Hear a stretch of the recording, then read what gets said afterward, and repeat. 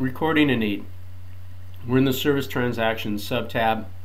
We see there are no needs recorded for this client. To begin the process, click on the Add Need Service button, and we're brought into the Needs screen. We've collapsed the service and referral sections so we can focus solely on the need area. At the top, here's the name of the client profile we're in. If this client has additional household members, they're listed here. If we just wanted to record this need for John alone, we would leave the additional household members checkboxes unchecked. But we're saying that John and the entire family have the same need, so we will put a check next to their names.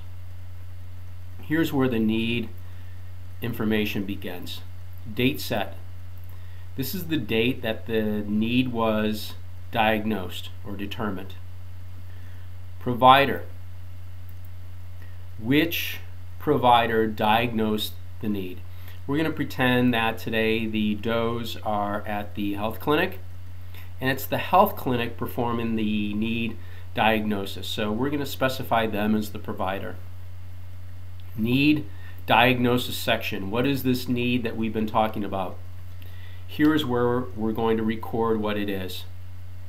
And there's two ways to do that. We have a pick list here, and we can choose from the pick list.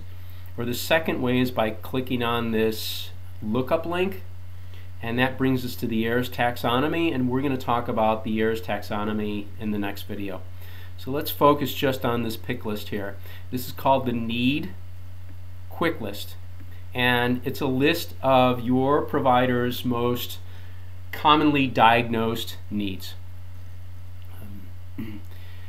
For a health clinic, it's not very practical. The list would look differently, but for demonstration purposes it'll do. So the Does are visiting the health clinic, and the caseworker here is diagnosing their needs. And the first need that the caseworker diagnoses is that they all have need for tuberculosis screening. So they click on tuberculosis screening. Now we've specified what that need is. There's some additional information here. You don't have to fill it out if you don't want to. You may be recording how much these needs cost your agency and notes about the needs. Let's briefly talk about the need status and outcome. Here's the need status. We're going to leave it as identified. It's only identified now, and outcome and this other field here we'll talk about in a later video. So now we'll press save, and we're going to be brought back to the service transaction screen.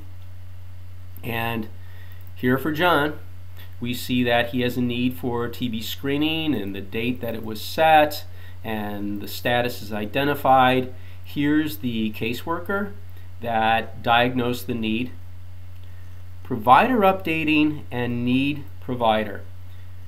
Provider updating is really the agency where the need was diagnosed, and need provider is the program under which the need was diagnosed. Remember back to the COC diagram, one agency can have more than one program.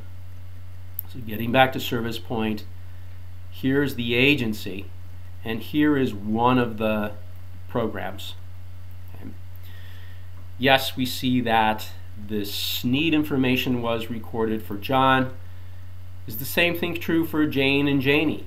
Are we going to see the same information here? We navigate to Jane's profile, and we see yes, she does. She has the same exact information, and so does Janie. And that concludes recording a need.